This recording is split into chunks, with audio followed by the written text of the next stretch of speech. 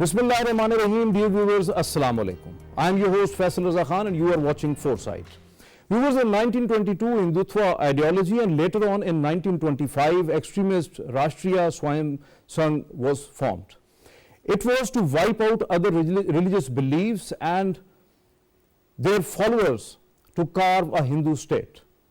Now, exactly after 100 years, it takes shape, especially after two consecutive Modi regimes. All this had been done in just 9 last years. Today, natives in India think that Modi regime has radicalized every state institution, especially military, judiciary, administration, even media, and large majority of its population. Many analysts believe that Modi nefarious designs made India an extremist, then a fascist, and now resultantly a terrorist state. A serious threat both internally for minorities and majority of the regional and global countries externally. Year 2024, an election year in India. How will these elections going to form and shape the next government? Whether 28 parties alliance in India will be able to get success, or Modi's BJP to snatch the third term based on its Hindu nationalism. To understand all this, we have a special report.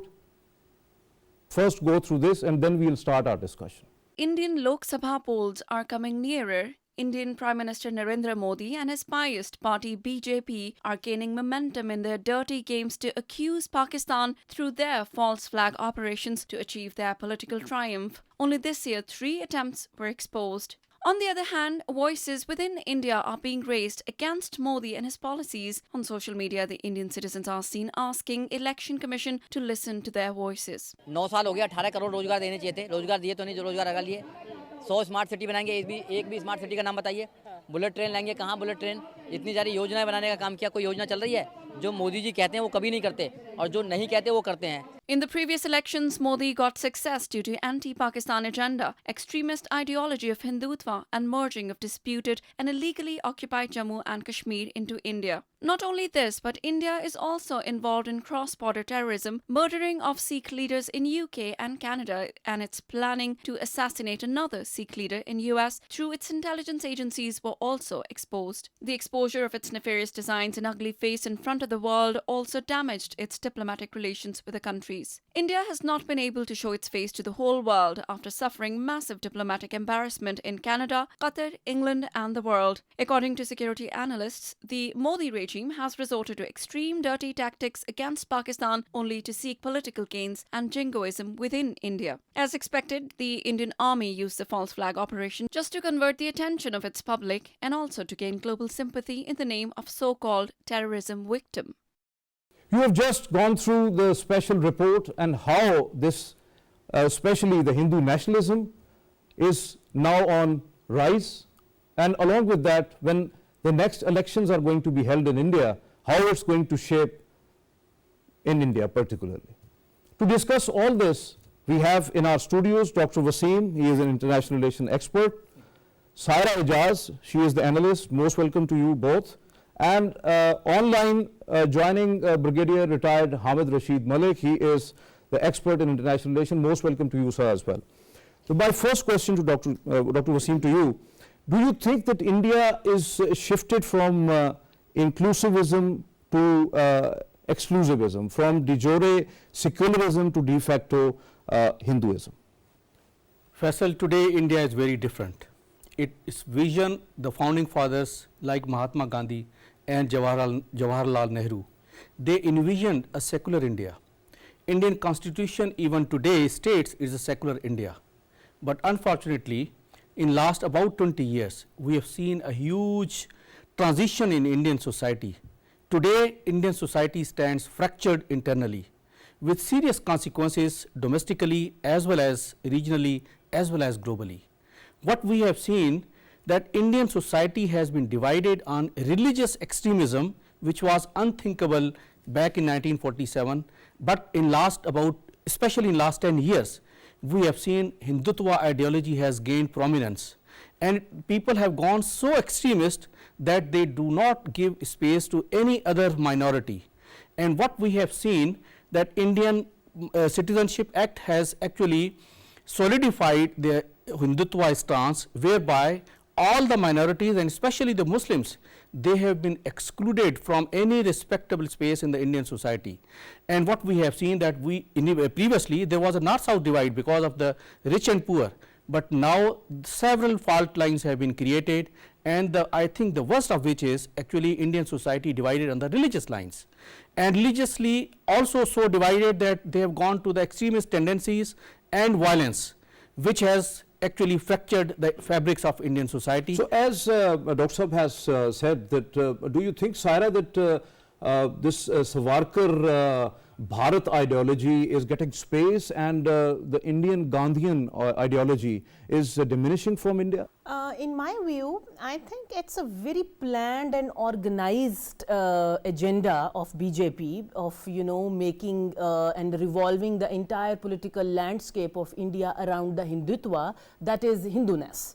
And I think that we need to understand that the entire and the entire society of India is not that much extremist, but it is the RSS, the Hindutva ideology backed. Now they have, you know, formally more than 5 million volunteer followers of the RSS. So their penetration is deep into the Indian you know, political and the societal fabric.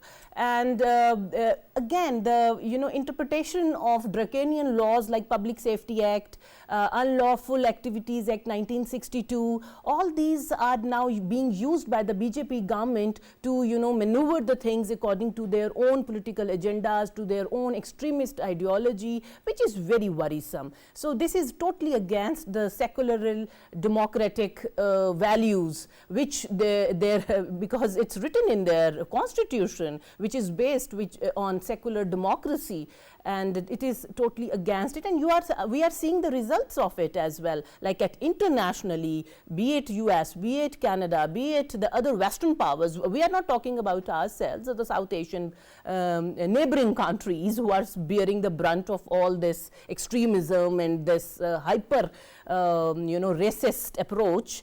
Now the entire other world is also saying about it. So as Saira is saying, that how, Dr. Wasim, Indian political landscape is shaping under Modi, and particularly this Hindu nationalism? What has actually happened, that when Modi was Chief Minister of Gujarat, he tried this, and it was a very successful strategy by him, and he got a lot of backing from the public. And as we have seen, otherwise in the South Asian context, the public gathering and mobs, they become usually violent on certain violent slogans. So his strategy in Gujarat was very successful. So therefore, when he became the Prime Minister, he applied the same for the entire country. And what we have seen now, that his strategy has actually tried first to marginalize the opposition parties led by Congress, and when the opposition Congress was marginalized, then gradually they started moving towards Kashmir and towards the marginalizing the Muslim population, which is about 195 million even today.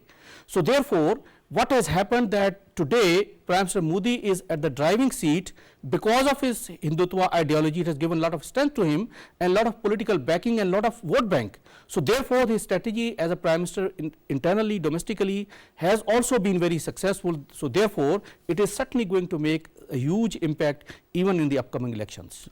Your point well taken.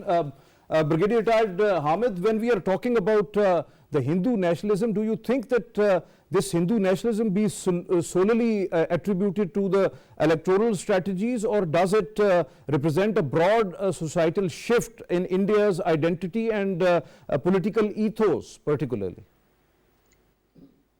The Indian nationalism, I would not say it is nationalism, it is basically extremism, which Modi is trying to fuel in their society. Earlier, India was known as a secular state, but when Modi came into power in the last 10 years, what we see that he is trying to follow the footsteps, and presently Modi should be known as a modern Hitler, and he is trying all the terrorist style and power to not only make sure that he gets the political mileage, but at the same, he has terrorized the peace-loving Hindus also. And now in India, what we see, that there is a very clear divide between the extremist Hindus, the followers of RSS or the followers of Hindutva mindset, and those who still want India to be secular, and Congress party is spearheading that mindset. And here also I would like to highlight that Chicago-based human rights activist group has also highlighted that India is following a very dangerous trajectory of extremism, which is basically on the lines of Nazism. And when we see Nazism, that it was the race for Hitler, but here it is the religion which is being used and exploited by Modi, and then the expansion in the region. And when we see that the recent reports of the new map of Akhand Bharat, where they have shown Pakistan, Bangladesh, Bhutan, Nepal, and some part of Afghanistan as part of Akhand Bharat. Now, these are very dangerous developments, and it is not known to be known as nationalism. This is terrorism, because nationalism is positive. But when we see in India, the Hindutva mindset is all negative. It breeds insecurity into the region as well as in the globe also.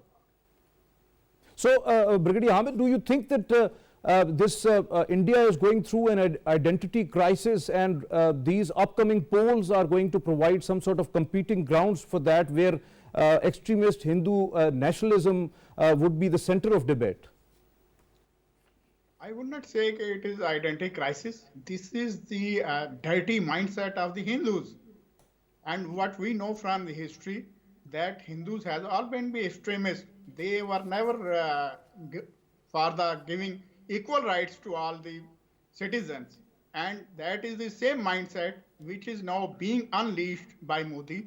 And worrisome is that the most majority of the youth of the Hindus as well as the extremist Hindu mindset is prevailing. And what we have seen in 2014 and then in 2019, that this Hindutva mindset, that the Akhand Bharat ideology has gained them a lot of political mileage and votes. And this time also, Modi is trying to repeat the same 2019 strategy to gain and rally votes from extremist Hindu vote bank.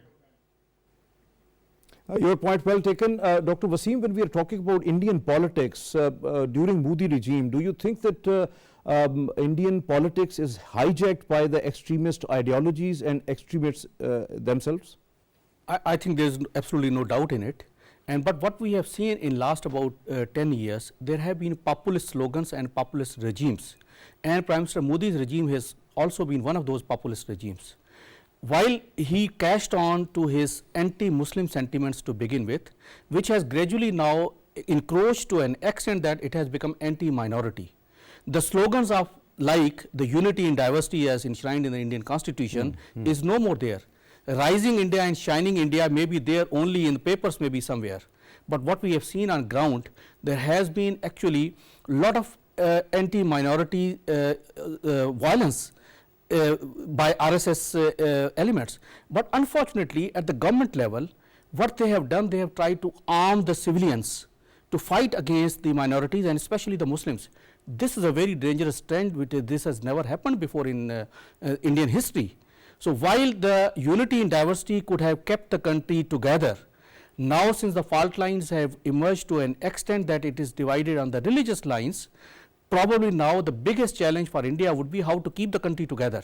Yes, definitely. It is very important point when we are talking about. So, when there was lots of threats emerging within India, and because of the Modi regime, Saira, do you think that this whole ambit which is now happening in India from the last at least 2 tenures of the Modi, so do you think that the political parties in opposition have enough steam to just give the tough time to the Modi regime, the extremist ideology and the Hindu fanatics? Yes, I think spot on, and I agree with this point, because particularly in the year 2023, the image of India, the way it got tarnished because of the hyper extremist and racist approach, rather its terrorist activities being done to, in Canada, the killing of Sikh leaders, in UK.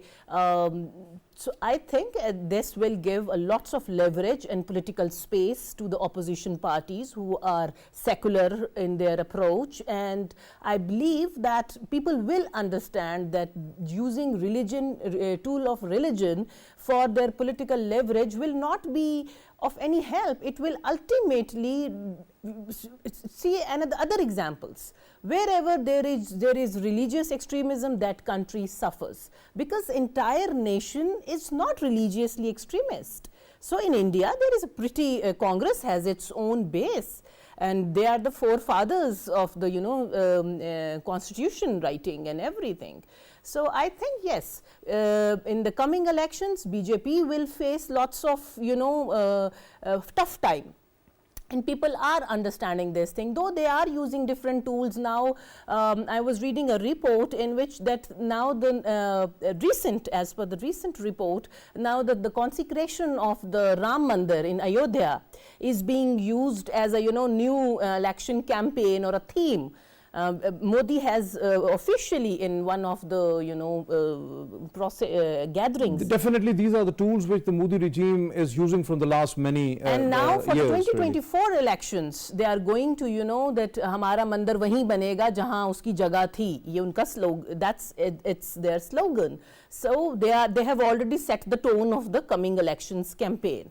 So I think now the opposition parties and the mild, neutral civil society, learned people, authors like Arundhati Roy, their voice will be now more heard. Well elaborated, well elaborated. Dr. Wasim, if we take the point what Saira says, that whether the India is gaining momentum on secularism and getting space regarding liberalism and all that, or it is still squeezing?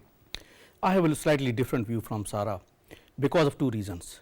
One, the Prime Minister Modi's stature today is determined by his international standing and his acceptance in the United States. So when the United States has almost a blank check to Narendra Modi, that is certainly going to make an effect and impact during the elections. So from the international scene, he has a lot of acceptance in US policymakers. From the internally, we have seen that how he has sidelined the entire Congress. And I really don't foresee any charismatic personality in Congress to lead the Congress in upcoming elections. So therefore, from these two standpoints, there are many chances that his party and he in person would do reasonably well in upcoming elections, because the USA has to get a lot of work from India in terms of pivot to Asia, which is stalled for the time being because of Gaza war, but certainly in 2024 is little away. So in terms of his utility in pivot to Asia, in quadrilateral alliance, in Indo-Pacific strategy, he has a pivotal role to play. So because of those international engagements, he would have a lot of soft corner in the US policymakers. Your point is very important. Brigadier Retired Hamid, when, as Dr. Wasim said, that Modi has more acceptance internationally than the opposition parties, do you think there is a leadership crisis within the opposition parties, and that 26 to 28 party alliance is not going to make any difference? You are very right in your assessment, and also saying that the opposition doesn't have any tall figure which can challenge now the chemistry and charisma of Modi, especially for the Hindus. But here I would like to also highlight that as per the analysts, they think that in the forthcoming elections, BJP will be able to form the government and they will be able to get about 300 plus seats, while the opposition will be making about 175 seats or so. But here the point which need to be reckoned with, and should the global community pay heed to that, the India can't be for only Hindus, where 200 Muslims are residing, where substantial number of Sikhs also reside, Christians and Buddhists.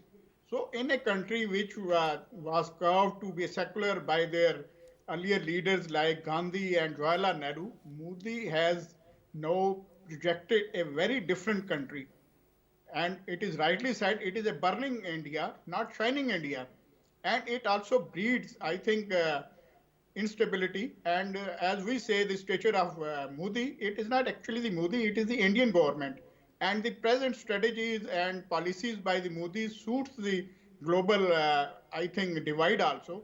And for containment in China, they want somebody who is more extremist in his thoughts, so that the US use that leverage against China and also for Pakistan.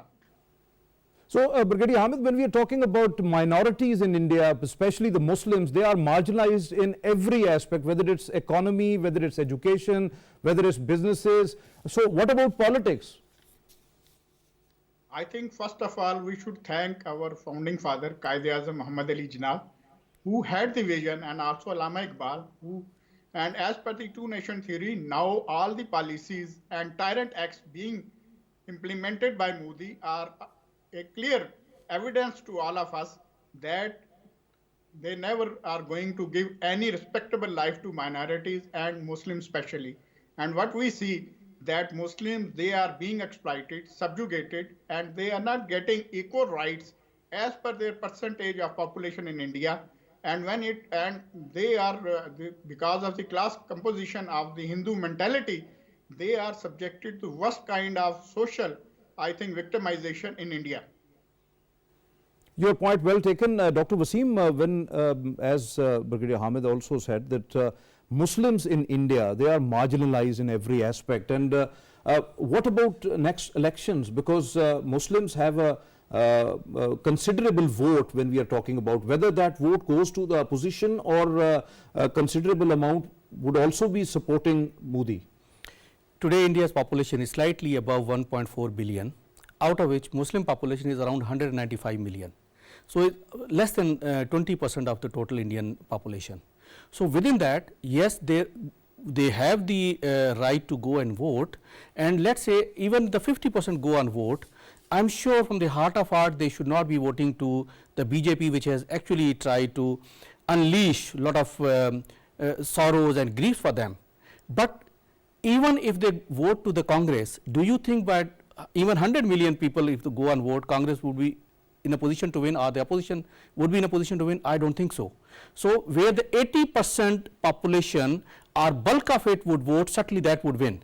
So, in that context, as we have seen in the last few years, the state elections, I think BJP had a significant edge, and now since they are also gearing up for the elections, they have tried to raise few issues which can unite them for the elections, and they should gain a lot of popularity for them. First, the anti-Muslim riots, it has already started and we have seen a lot of. Second, Pakistan bashing. This has always been a uniting factor in the Indian political spheres. They have already started, and despite having cross-border terrorism by themselves, they have been trying to do a false flag operations. So, they are already, certain have been exposed. This is the popular notion. This is the popular notion. So, this is what they have been using as a successful political tool to gain a lot of sympathies from the voters. So, they would certainly going to apply the same tactics even now. And third one is their international relevance. Okay. So, from all these, Sarah, when we are talking about Indian opposition, Muslims have the same leadership crisis in India. So, do you think that Muslims are going to compete, or at least they are going to be tough situation, create a tough situation for those extremist and fascist ideologies when they don't have leadership in India? Actually, I agree with Dr. Wasim, but first of all, because Hindus comprise 14% of the total population of India. So, it is not a very Hindus or Muslims? Muslims. Okay. Muslims are 14% of the total Indian population. But what I was talking about in my last comment was that the images and that those incidents and those international tarnish happenings or events like killing of Sikh leaders, all the entire international media is now raising voices. Look at the UK media, now the Western media, it is now raising voices against the anti-Muslim and anti-minorities pathetic situation in India. So, I think what my point was that elections have their own dynamics, they create their own ambience. We understand that elections has their own dynamics and electoral process has its own. But the thing is that what about the Muslim leadership in India, even 14 or 20%? They don't have the genuine leadership, and when you don't have genuine leadership, you are scattered. Yeah. And how you are going to challenge this extremist ideology and fascism? And that's the dilemma, and that's the sad point of this whole story is, according to the Indiologist Christophe Zafarwal recent report and detailed book on Muslims of India, he said that only among that 14% of the total Muslim population, only 5% Muslims are educated, and among those 5%, only 2 to 3% are in government service. And among that total population of Muslim population in India, only 7 to 9% Muslims are educated. They are also marginalized as well, because And the they education are doors are shut on, particularly on them. Muslims. So it is a very So, Dr. organized. Wasim, if you want to add in. Yes. See, there's another dynamics. Since they have been using terrorism or violence as a tool to gain the political ends, so therefore, and they have already tried on the Muslims. What if on the election day there could be anti-Muslim riots over there, or threat of anti-Muslim riots, and Muslims opt not to go for voting? So therefore, the situation would be that all 100 million or 195 million, whatever is the ratio, those votes are not even casted. And anti-Muslim riots increases at the fast pace, even at the horrible pace. Exactly. So that means they opt not to vote. So in that case, again, BJP is going to get a lot of, if those votes are not casted to the opposition, so BJP's position would be even stronger. And I'm sure the BJP leadership, as we have seen in last few weeks, they are already working on this strategy. Dr. Wasim, as Dr. Wasim said, Brigadier Hamid, when we are talking about election campaigns, the BJP in last election in 2019, they have invested at least $3.9 billion into their campaign, and it's a very expensive election. They used IT, they also used media, the Babri Mosque or Ram Mandir issue, judiciary, military, Kashmir issue, Pakistan rhetoric, false flag operations, fake surgical strikes and all that. So this is the mantra which is from the last two elections very much visible. So how do you see this election, which is now going to start in 2024, particularly the campaign and then afterwards the elections? In my reckoning, it will be again repeat of the 2009, and the mantra of Hindutva, of the Akhand Bharat is still there, and Modi would like that, and he has done so, that by domination, all the state organs of India are presently having the same Hindutva mindset. And as far as judiciary is concerned, what we have seen, that judiciary has also played in the hands of Modi government. They have not restored the special status of Kashmir, and also they have not objected about Ladakh being separated from Kashmir. And I think in this election also, as you also highlighted, that the mantra of 2019 will be repeated, so that he will make and frame a government not for only its domestic audience, and this mantra is also dangerous for the region also, because they are trying that now their foreign policy to grab more power and to have a hegemon style in Southeast Asia, which doesn't suit its neighbors. But at the same time, when for the domestic audience, Modi plays this and drums it like its success, that the Akhand Bharat dream is going to fulfill in future. And I think this dangerous phenomena should be reckoned with seriousness by the global powers, by China, Russia, as well as by the United States, because if Modi is given the third term in India, he is going to play rampage, not domestically with the minorities, but also in the region. And I think Pakistan will be the main subject of terrorism from the India. So one of the issue, Brigadier Hamid, one of the issue is Indian illegally occupied Jammu and Kashmir as well. And do you think that for these elections, Modi is going to exploit Kashmir issue, Kashmiris, as well as the Pakistan bashing and whatever is happening within Kashmir as well? Surely, I think he will drum it as his success, that he has been able to make Kashmir an integral part of India, and the special status of Kashmir has been stripped off, which is against the UN Security Council resolution also, and against the international norms, and also as far as their own constitution is concerned. And also Pakistan bashing is always used to be taken as a medal for the extremist Hindus. And I think with this mindset also, the Modi is going to play the anti-Pakistan rhetoric to win and rally for the extremist votes, and also make life even more difficult for the Kashmiris, because now what we see that Supreme Court has asked the Election Commission of India to hold votes in Kashmir in November 2024, which I think India is not going to fulfill this promise also, and is not going to fulfill the decision and go by. And I think the Kashmiris, they need special attention of the world. The human rights violation being taken place in Kashmir, and also the human rights violation in other part of the India against the Christians, against the states in northeastern state of India, and the separatist movement in India, these are all eye-opener for the human rights activists also. Your point well taken. Dr. Wasim, when we are talking about Indian elections, we have seen this is a perpetual thing which is happening in India, that the Modi regime is always exploiting Kashmiris. They are expediting the war crimes and killings, genocide within Kashmir, and also to avoid any sort of international outrage, they are using tactics particularly to avoid any sort of criticism, particularly when we are talking about internationally the Sikh massacre within India and globally. As I highlighted earlier also, the international relevance. From that perspective, two things are very important which have happened during this year. One is the G20 summit in India, and one APEC summit in USA.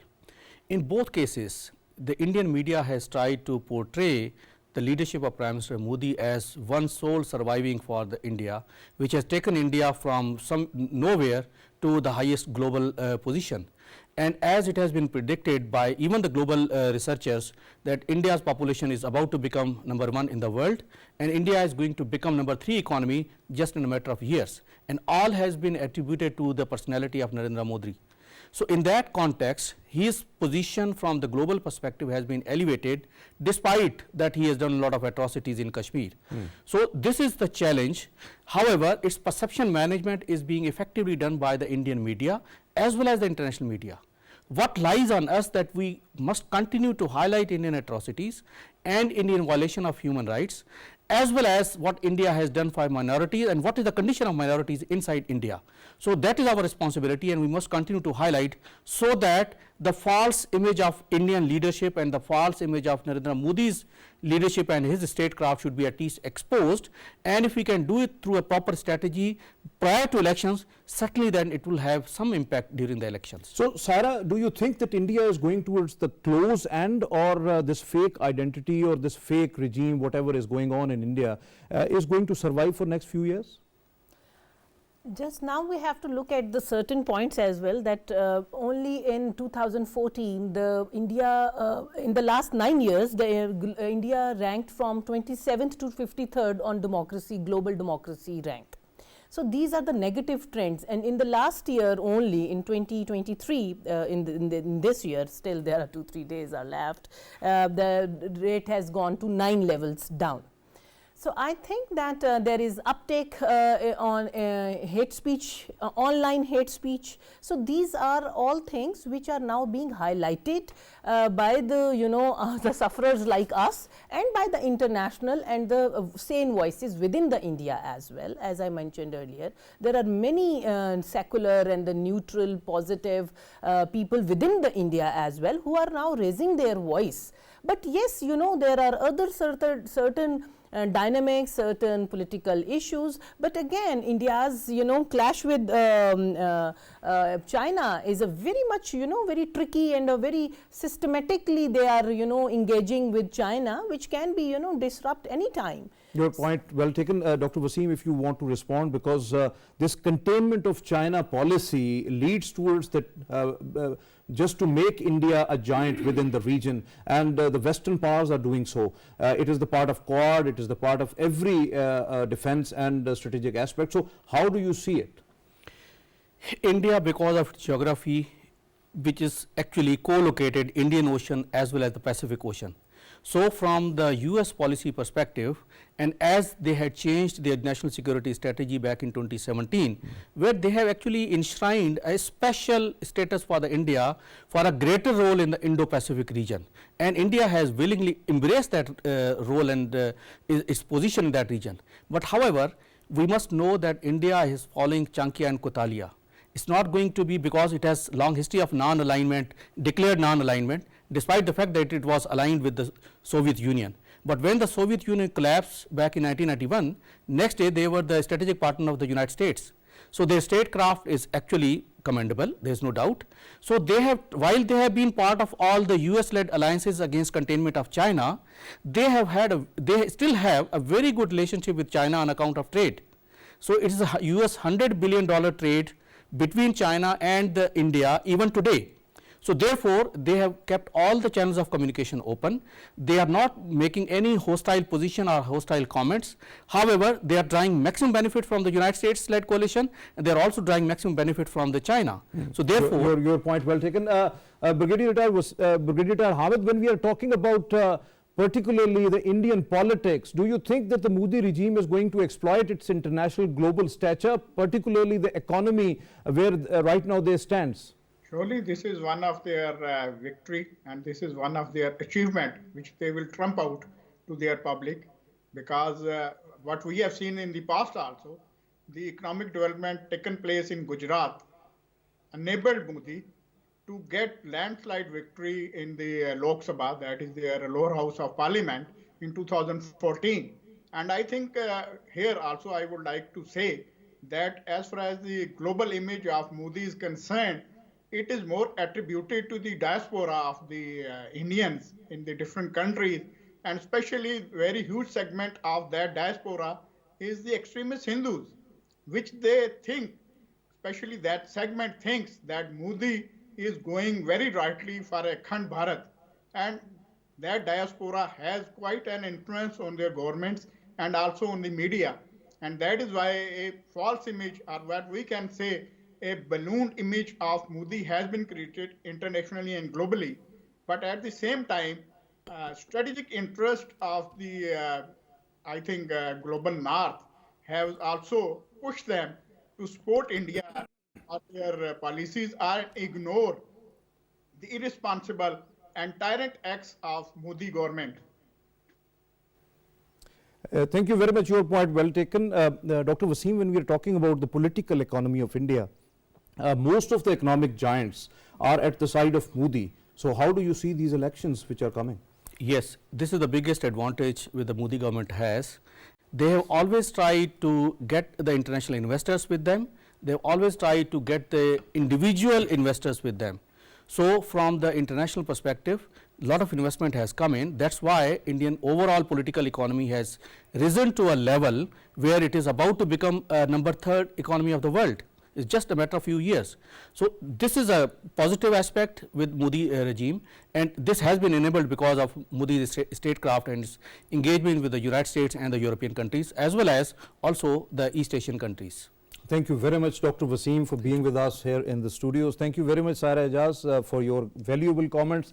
And also thank you very much, Brigadier Retired Hamid Rashid Malik, for being with us online. Viewers, as you have just listened, our panelists, and as they have suggested, whatever would be the results of the Indian polls in 2024. But one thing is for sure, that India is rising as an extremist fascist country, which is propagating terrorism as a tool of its foreign policy, and it is unfortunate that region is suffering.